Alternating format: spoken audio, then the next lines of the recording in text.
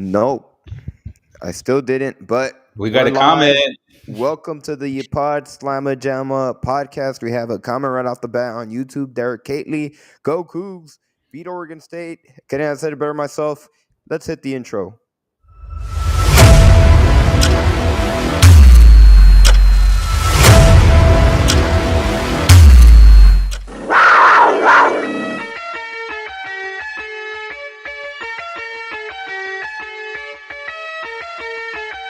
If they do that, they're going to be very, very, very, very tough to beat. Wilson! Oh! And we are tied! Let's go! Call the Pod Slamma Jamma. And I don't ever let them forget where we come from. Getting those phones out. Report me acting ignorant. Dayon Chris got his way through, and he may go! Chris is in! Houston leads out of nowhere! Seventh heaven for Houston. The Cougars advance to their seventh Final Four. Go Cougs! Let's go! It's so good! The dream remains alive for the Houston Cougars!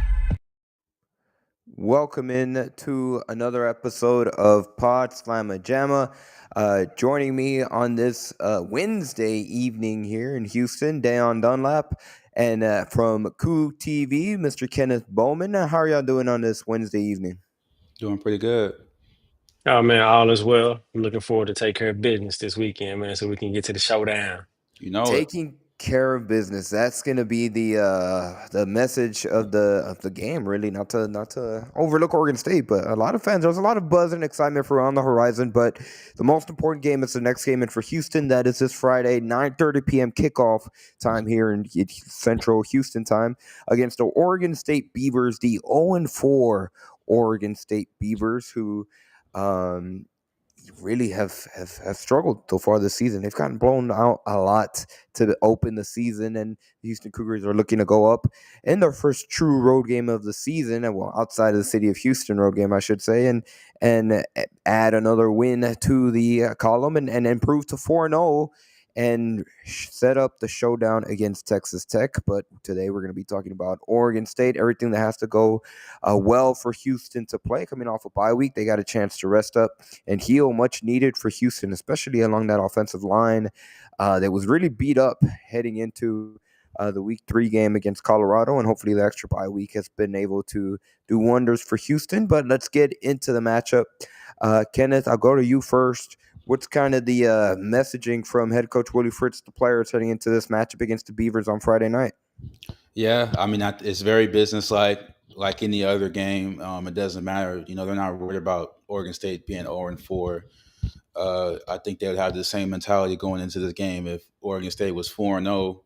You know, that's just a testament to Willie Fritz and his staff.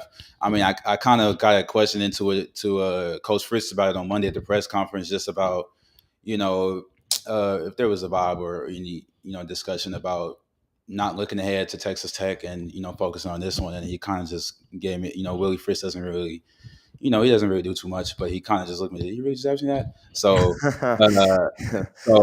that's to kind of tell you, where the team is at mentally. And I just expect them to go to Oregon State and act like they want to win a football game.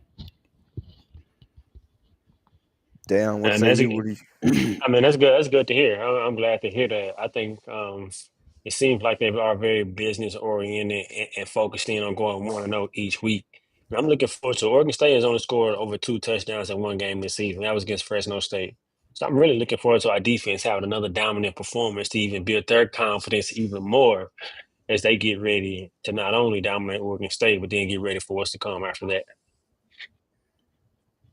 For both you, Dayon and Kenneth, what do you guys feel like is going to be the keys for Houston heading into this game against Oregon State? I think we can all agree that performance on Friday before the bye week against Colorado, that is the best that I've looked this Houston Cougars football team look in a really, really long time. And really, it was a complete football game. The defense did this thing. The offense looked real good. They had a rushing attack. They had a passing attack. And then, of course, special teams. Ethan Sanchez, my goodness, he was with an iron leg in that matchup against Colorado. clearly, if Houston looks like that, that's what they're trying to put together, back-to-back performance against Oregon State. But for you guys, what do you think are the keys to victory against the Beavers for Houston to come away with a victory up in Oregon? I mean, just keep doing the things that you've been doing in the first three games. So, I mean, they've been running the ball efficiently. They've been controlling the clock. And, defense, they just need to keep locking their opponents down. And simple as that, keep doing what you're doing against Oregon State. There, we'll probably see a little more diversity in the offense just as each week progresses. And this is just another opportunity to, for Houston to show what they can do. Yeah, kind of like what Kenneth said. I think keep doing what you've been doing. I think that starts on the defensive end. I think that the offense gets confidence from that defense. The way they've been dominating, they come out, win first down and win third down on the defensive end. I think that leads into the offense. And then winning first down and then converting on third downs, they keep the drives going. So I think I would prefer for them to go on defense first to kind of get that first three and out, get that first start, get the juice going, and let the offense come out and build on that momentum. Or, I mean, I could see it vice versa, getting out to a fast start offensively and letting the defense continue that momentum. So either way, I think the defense, from what I've seen through these first three games, has been kind of the bell cow or the strong suit or of this team, and I expect that to continue against Oregon State. I think if you ask any fan, they'll be looking at the offense, and really they're trying to see if they can continue and build from again how well they looked against Colorado before the bye week. And I caught a glimpse, or I heard a little bit of head coach Willie Fritz during his radio show heading back, and he really touched on this was really the first time, at least on a consistent basis, that against Colorado, the Houston had multiple offensive drives, extended offensive drives where they were controlling really the tempo of the game. They were in control of that game, and we just haven't seen Houston do that offensively, certainly within the past 2 years under head coach Willie Fritz, or I guess a season and a quarter now that we've seen of the Willie Fritz era. So that was a step in the positive direction for Houston and for the Cougars, if they are trying to be the real deal team, because when we look at national wise, it doesn't seem like a lot of people are sold on the idea of the Houston Cougars yet. Yep, they're 3-0. They opened Big 12 conference play with a win, but they're you don't see a lot of people talking about them yet. If they can go out on the road, it is West Coast. Houston's going to have a lot of different things going against them in terms of the change in time zone. That's going to be something. Obviously, we touched on it a while back. Last time Houston had to play against Arizona last season, it didn't necessarily go well for Houston. I believe I saw Joseph Duarte of the Houston Chronicle tweet that it's going to be in the 50s projected. Obviously it's not cold. It's not going to be any factor, but just a different environment. It's going to be a different feel. And correct me if I'm wrong, Ken. I think Willie Fritz even said they're going to fly into you. They're going to fly and they're going to have to drive up on game day, which is about an hour away. And I don't remember if he said they're flying into Eugene, and I think he said it's like a 45-minute bus ride, something like that. So that will be something that obviously, just a change in pace, and Houston's going to have to manage. Which not to make excuses or anything. That's what the good football teams do. They overcome all those different circumstances, and they have to go out there. And at the end of the day, Houston 3-0. Oregon State is 0-4. They really haven't looked good for much of the season, and Houston should go out there. They are the better team on paper, and they should go out there and prove it and dominate. And we were talking about this off air before we hopped on. Houston, a 13.5-point favorite heading into this game against Oregon State, and they should go out there. They should look strong, and honestly, they should take care of business and relinquish or remove, I should say, any hope that Oregon State has. Definitely. And I think that's done on the defensive end. I mean, I know I keep saying that, but I think you can break their will by defensively forcing them three and outs. And of course, offensive capitalize and getting points on the board, or even the defense creating turnovers and getting points on the board themselves. I think that's something that can be done. But I think defensively, the D line has been so dominant. I think, of course, they look like a Big 12 D line. Starting with Allen Edward, looks like he's gonna play on Sundays, no question. And so for Houston, I'm really just excited because in the past, you heard quote unquote letdown games. I Hmm. think this can kind of set the tone for Coach Fritz and staff to really let Coug Nation know that it's a new culture in town. We're gonna come in business, like Kenneth said. He talked about it on the press conference on Monday. Very business oriented, not looking forward, looking to go 1-0 and come out and put the same type of competitive and complete perform. I wouldn't say complete. The type of performance with the type of effort and attention to detail, like they try to do week in and week out. And I expect that on Friday. Yeah, I mean, I think just the goal is to just come in there, be prepared, and if you and honestly, I seen the. I mean, I was at practice on Monday. Austin Armstrong, he was getting on the twos. I'm like, these guys aren't even guaranteed to see the field on Monday. So I mean, on Friday. So that just tells you where the team is at. But yeah, I mean, you go in there, do what you're supposed to do, handle your business, and then you're going to come home 4-0. I think talent wise, I think Houston is excels in the talent over Oregon State. And I mean, just being objective about Oregon State, this team's gotten smashed 4 weeks in a row. I mean, what's keeping it from being the fifth week in a row? Yeah, appreciate that's the mentality you got to have, especially when you look at the past two opponents. Obviously, Oregon, we know what the caliber of program they are, but the week before that they played Texas Tech, who obviously that's Houston's next opponent, and the Red Raiders took care of business.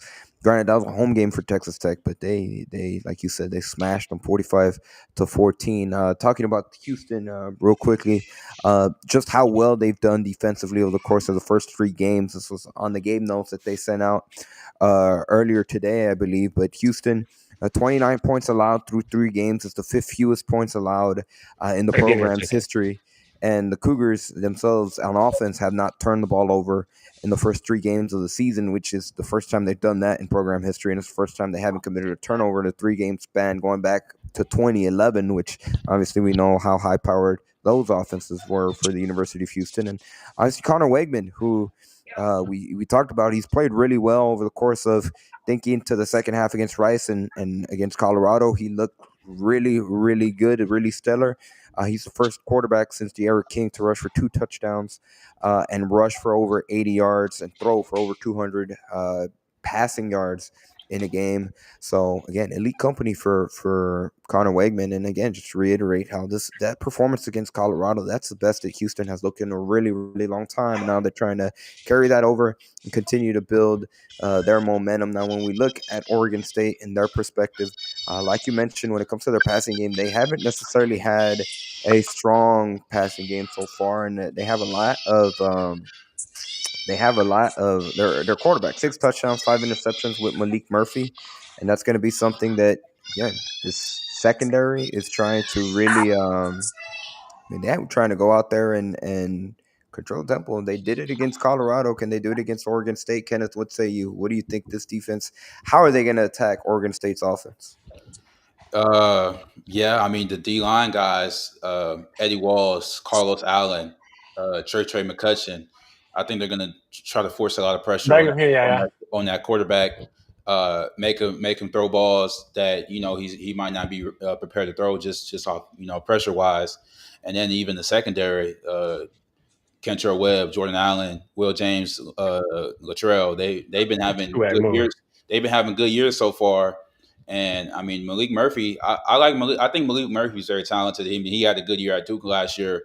He kind of gotten the short end of the stick this year, just in terms of scheduling and the strength of opponents they played.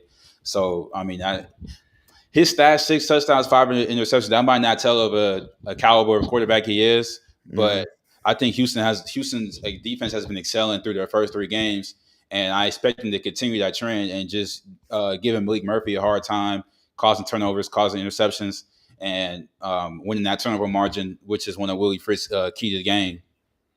He's also been sacked 6 times. So, like you mentioned, Houston D-line, they're able to get into the backfield and wreak a lot of havoc. That's obviously going to be another key to Houston's success against Oregon State and really limiting them in terms of what they're able to get in the ground. We're talking about this Oregon State offense so far through first 4 games. They're only averaging 16 points a game in their first 4 games. Like, again, the caliber of opponents that they've played, Texas Tech and Oregon State, particularly in the past two, have been strong. But still, this is an Oregon State offense that is still they're kind of in a similar boat where Houston was. They played Cal and Fresno. They didn't do that good against them either. So yeah, they're a little similar to how Houston was at the beginning, kind of first game of the season and first half of Rice. It seems like they're still trying to figure out how all the pieces fit together and quite frankly finding an identity.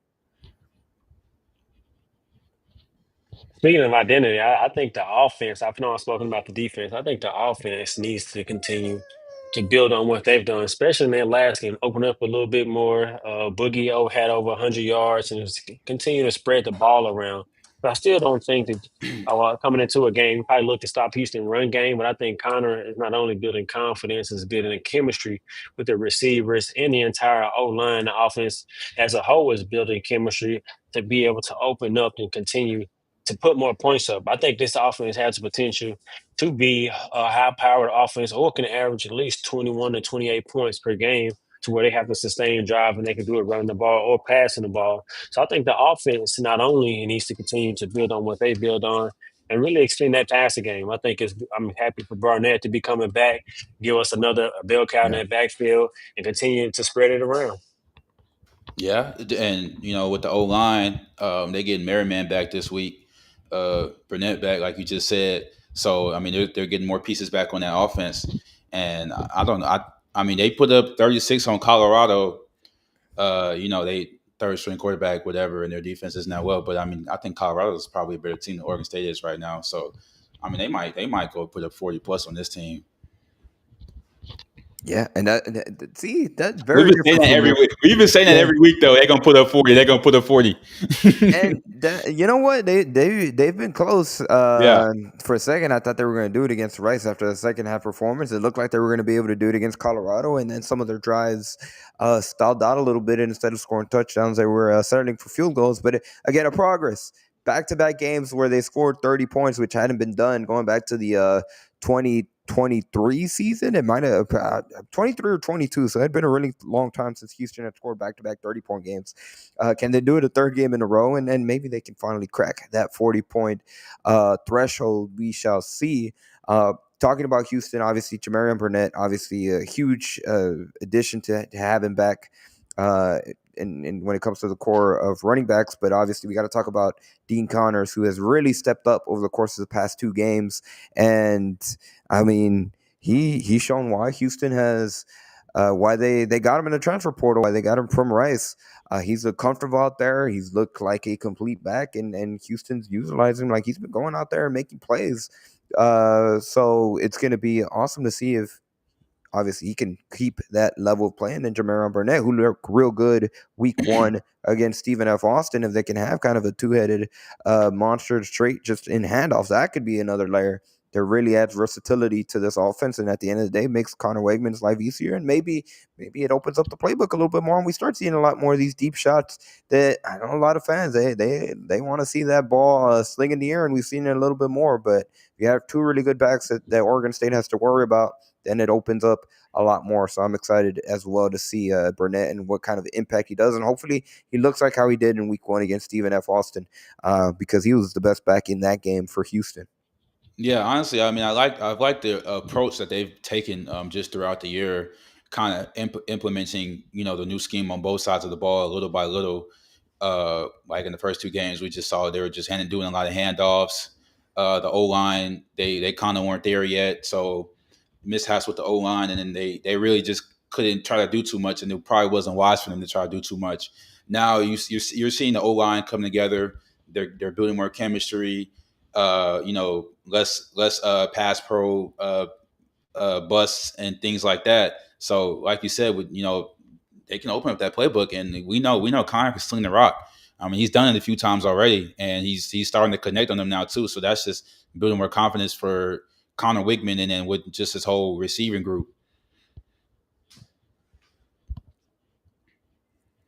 Kenneth, Dayon, what have y'all attributed to just in terms of again the past two games where Houston's rushing attack has really opened up? Because obviously Dean Connors has gone out there, he's made some pretty good plays, but it's a testament to Houston's kind of they've had to have a makeshift O line here and there just in terms of the injuries that they've dealt with. But what do you guys feel that you've attributed to some of that success? Because especially against Colorado, they rushing attack for Houston is something that they did really well, and that they just hadn't had that over the course of the past season plus. Well, the offensive line play, play calling, and just the talent in the running back room. I mean, Dean Connors, he's shown. I mean, he went to Rice, but he's came over to U of H now, and he's still showing that he's the talented back he is. Yeah, What about? I mean, Oh, I gotta agree with you, Kenneth. I mean, I think it starts up front, but I think starting with the run game, but now over these last two games is adding the versatility to be able to throw the ball downfield, which now you can't stack the box to stop Dean, who's been nothing left of electric. I mean, we got to give him his props. I know we were kind of critical after week one, but he's been consistent. He's been explosive. He's been exactly who the coaching staff thought that he was going to be when they brought him in for Rice. So I want to make sure I give him all the credit in the world because he's been a really, really great addition to the team. And I think playing off him and being complete like he is, and then be able to add the play action game and add the deep ball game, and then in intermediate passing game as well. So everything doesn't have to be downfield. And I know as fans, sometimes we want high explosive plays, but that hit intermediate passing game with the threat of going downfield can make us really a complete offense and a versatile offense.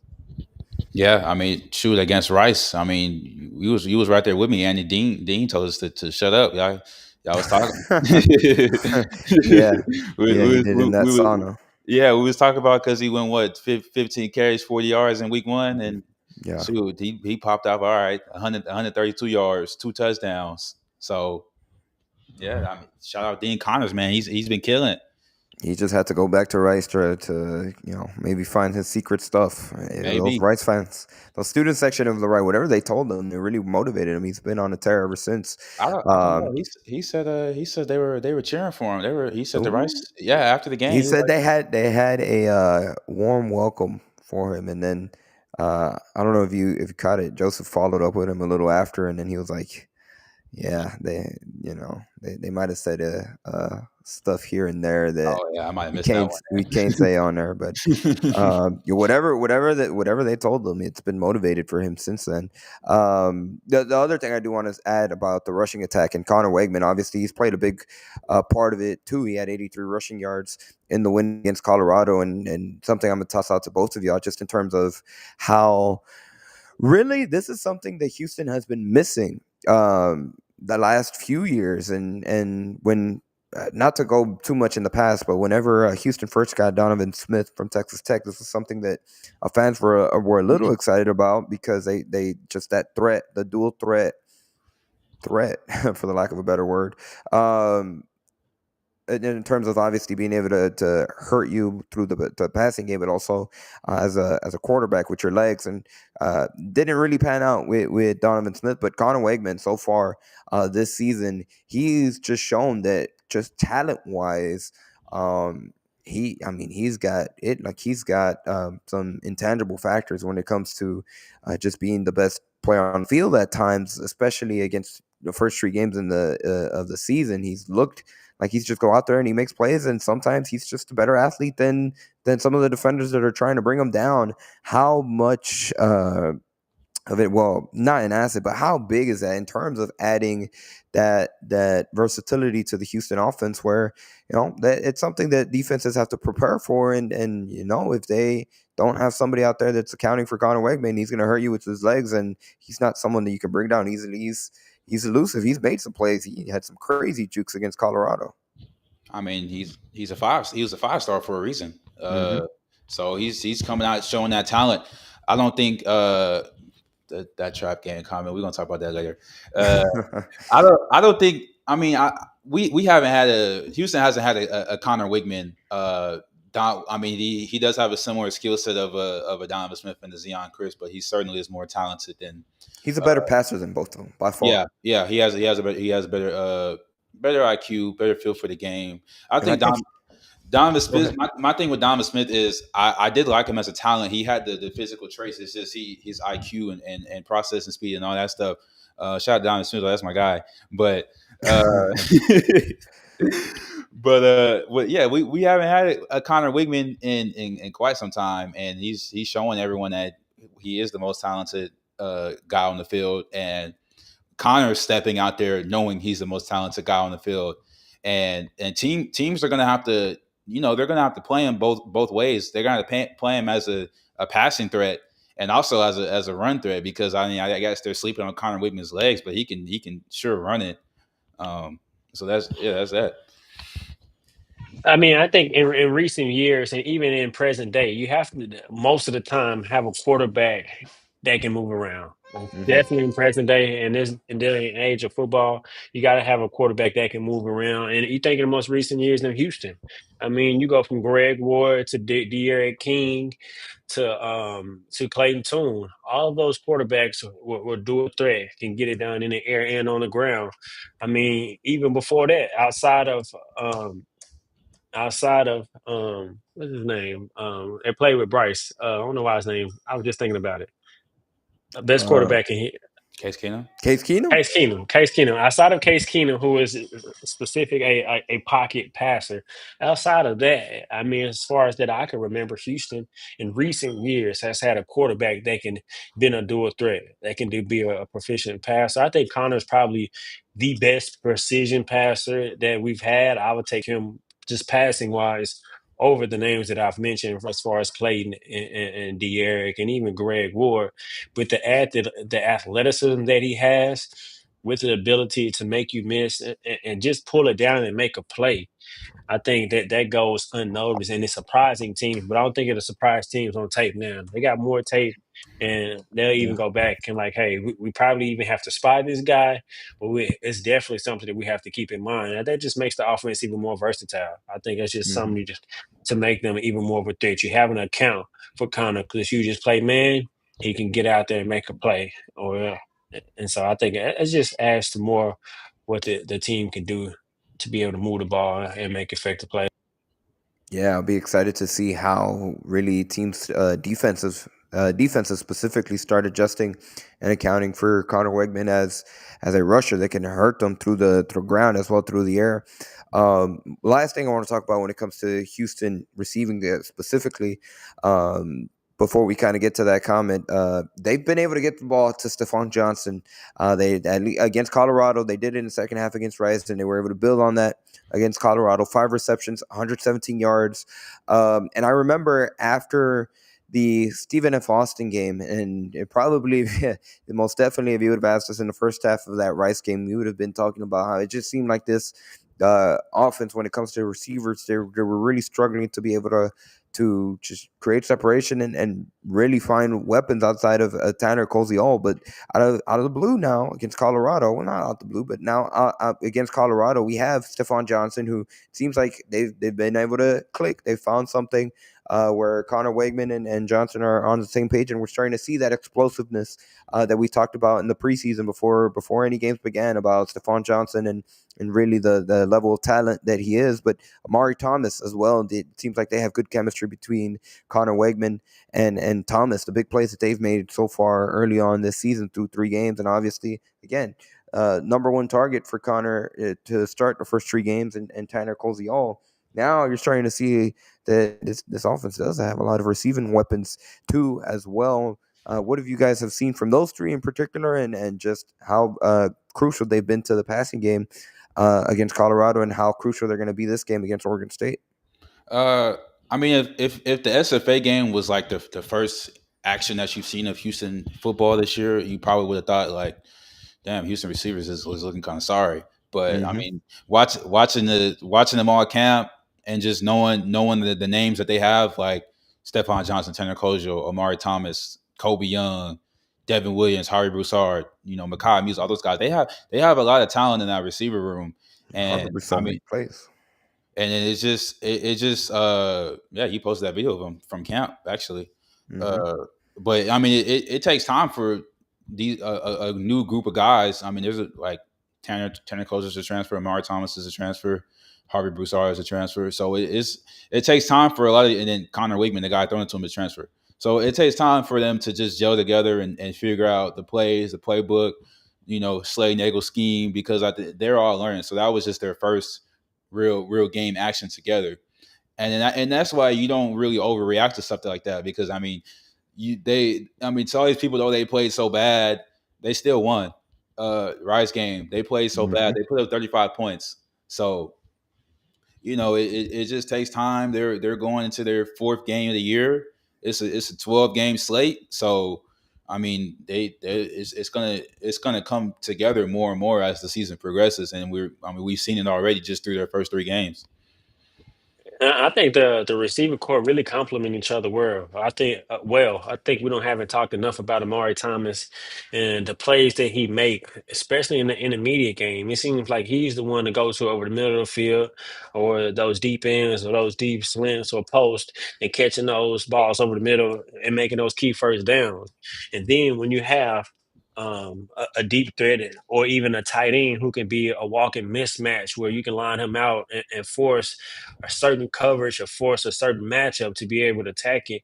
I think this offense can only not only get better and continue to build the chemistry like Kenneth just talked about, but also to continue to build their confidence. Okay, now I kind of know when he go one way and make this break. Now I know I'm put it right on him. He know that to get his head around, and then football is coming. So these different little intricate things, knowing he's going to be right there if we need a 9 yard play, 10 yard, whatever the yard may be, and he's going to go to the right yard depth and make that play. And so all these little intricate things, I think, are not only like Kenneth just mentioned, these are things that are built in games and still early in the season. Although as fans, and we critique the game after game, and we may have feedback, but we have to say it in hindsight and be able to remember, like, okay, this is just game 4 or game 1, game 2, game 3. I mean, also, I think one thing I've noticed is like just the blocking on screens. You'll have a receiver and get in there and block for somebody, and the willingness to Yeah.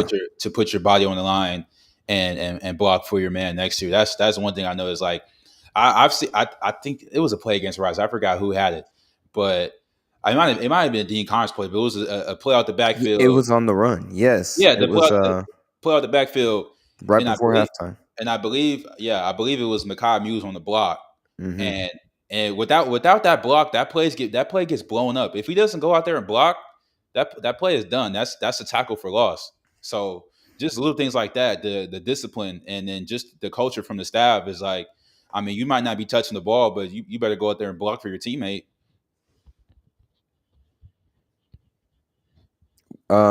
Yeah, most definitely. I couldn't have said it better myself. Now, looking into this comment, we got to get to it, Kenneth. I know you feel strongly, but Mike on YouTube says this feels like a trap game.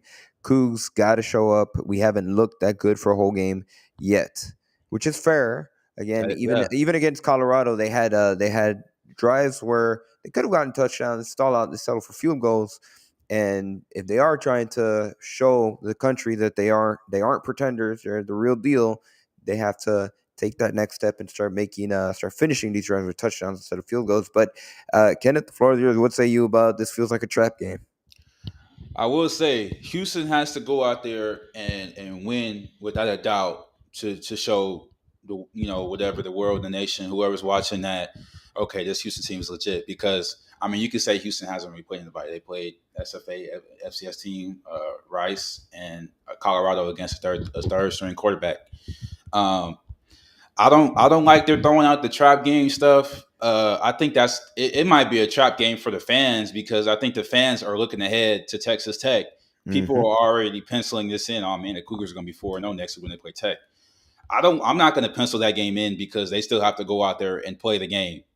Yep. Oregon State, And it's a road game. It is a road game too. But and then the travel stuff, I mean, these dudes fly first class jets. They're eating good. They're staying in 5-star hotels. The travel stuff is not necessarily, it's not like a huge factor to me. I mean, I don't play D1 football. They might have a different opinion about it. But but I mean, Coach Fritz gave his opinion about traveling, and he kind of had my same opinion on it. But I mean, it being a trap game, I think Houston Cougar fans are maybe a little shell shocked, PTSD, traumatized from the Daniel Hungerson era. I think this might be a game that he might have went out there and not prepared his team, and they might have went out there and slept walk to start off the game and maybe lose it in the close game because they were sleeping. But I mean, this ain't the Daniel Holmgren show. This is the Willie Fritz era of Houston Cougars, and the team is locked in every week, 1-0, and it's 1-0 no matter who they're playing. So I think I would think the team would show up ready to compete, ready to play a football game, act like they want to win a football game. Because I mean, even I watched the first half of that game when they played against Oregon, and I think Oregon slept a little bit at the beginning, and that's Oregon State was able to make some plays a little bit. But when Oregon was like, all right, and when they woke up, it's all right, let's play y'all. I mean, it was 21-7 at halftime, so I don't really think this is like a team that fans watching this should be scared of.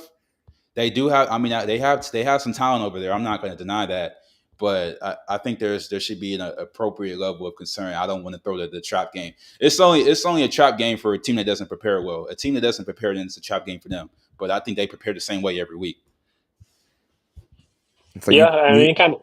Oh, go ahead, Andy. Go ahead. No, I was just going to say again that Kenneth just reiterate he has the confidence in the head coach Willie Fritz and the coaching staff and how they've prepared him. And you're absolutely right about messaging. Again, that was something that Fritz said in his radio show just a few hours ago. Just preparation, constant 1-0, and reiterated the messaging about Cougs not beating the Cougs, and they're trying to go out there, come out strong, and again, I think they also have experience from last year where, granted, very, very different team and talent-wise that Houston was a year ago, but they went into Arizona. I believe that was after they had beaten Utah, I believe, or it was, there was a lot of excitement for Houston to say, okay, maybe we could get another win against Arizona, and then they laid an egg. They had that experience, and I know, very different team, but I think that's going to be a little motivated for the players that are returning on the team. Like, hey, we're not looking ahead at Texas Tech. We got this game against Oregon State, and we got to beat them. And I tend to agree more with you, Ken. I think the head coach, Willie Fritz, and the staff, we have confidence that they have prepared the team the right way. And it's just a different vibe. Like, it's certainly more talented, but that was a bad Utah team, and I didn't even think they were going to win that game. And what was it? They won off of a field goal, right? So. I would say I was a little excited going to the next week, but that kind of brought the team down back to reality. Like, okay, we're not that good, but it's a new year, it's a new era, more talent across the board. I don't expect anything, except a win on Friday night. And it was after the win against Kansas State, so they had just won back-to-back games, and then they led against Arizona. So I agree 100%, Kenneth. I think that they'll learn from that, and I know the coaching staff, most definitely, the messaging has been Oregon State, Oregon State, 1-0. Well, that being said, that's going to pretty much do it for today's preview. We appreciate everybody that took the time out of their Wednesday night now at 9 p.m. Hopefully you guys were able to stay dry. There's a not as hot front that just passed here in Houston, so it's supposed to feel nice and dry, not as humid over the course of the next few days. So go out, enjoy the weather, and hopefully the rain didn't do too much damage. Kenneth, I'll toss it over to you. Where can people find you on social media, and what are some of the projects that you're working with at Coog TV and your other outlets? You just came back from men's basketball, so I'm sure people are going to be able to find stuff on Coog TV for that. Yeah, we just did some little interviews with basketball, Kelvin Sampson, Chris Cenac, Milos, Emmanuel Sharp, Jojo Tugler. We talked to all those guys. They haven't really done anything. I mean, people. I mean, I know it's a number one program, arguably number one basketball program in the country, but it's the first day of practice. There's not really much to talk about. And that was kind of the vibe in practice. We were just there seeing what they were doing. I mean, shout out Coog TV. We got some stuff coming, just football coverage, basketball coverage. Even though they're on the road this week, but we'll still push through that and get some coverage out from home. Basketball season's coming up in about a month or so. So we'll be there. We'll be at the exhibition game on October 26th, I believe, and we'll try to get some great coverage off of that. Shout out Go Cougs, Ryan Monso. I know he's watching. HOU3, GoCougs.com. And Joseph Duarte, I will not be getting any messaging from you because the Houston Cougars are going to win. Oh gosh. So there we go. Yeah, we whenever I put guarantee for 40 points, I heard. I'm not going to put Charles Barkley guarantee because no. I don't feel as strongly. I don't have that conviction, but that goes to show that people, and it wasn't just one person; it was multiple people. They watch and they were like, "So 40 points, huh?" And I was like, "Well," especially at halftime of that game against Rice, I was like, "Well," I felt it in the moment, but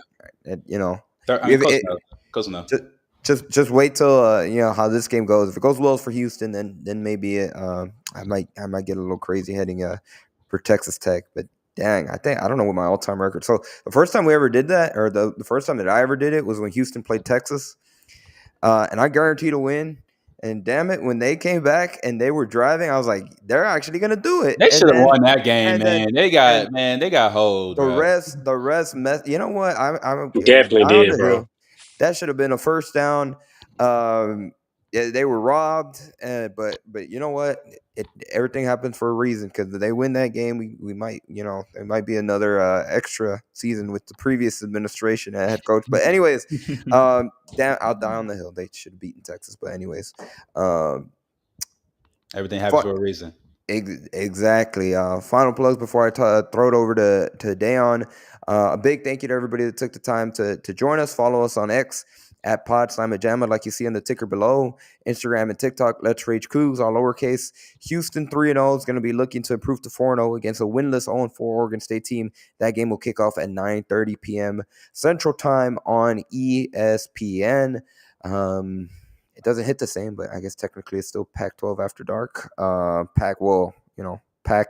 Just the Pac 2 currently. Pac 2. They coming back next year though. We gonna see what the new Pac-12 is looking like. So, but in the meantime, we will have Let's Reach Cougs After Dark at hopefully 12:30, but it'll probably be close to 1 in the morning, and we will do it at 1 in the morning. Kenneth, you're still young, but hopefully we might have to take a power nap. And I can't believe I'm saying that. I'm not that old, but I need my power naps now. So you'll be fine, but you might be on some caffeine. The good thing is Saturday, so hopefully we will get to sleep in after a win. Dayon, I'll toss it over to you. Any final thoughts, and where can people find you, sir?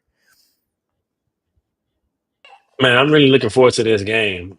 I think this can be a statement game on a Friday night, another primetime matchup in a sense. I mean, a lot of eyeballs will be watching on Houston to see what does this team really look like. And it's a lot of times probably the first time people have been able to see this Houston Cougars team. And so why not come out and put a good effort forward, come out, finish the game, win the game, dominate in good fashion, bring all the momentum coming into the following week against that other team from Texas. I mean, we're not even saying their name. We're not even saying their name, man. Against that other team, we owe them big time. We're owing big time, but let's take care of business against Oregon State and then come back and have them icy Houston Blues on, and let's get to work. You can't end anything without saying go Cougars.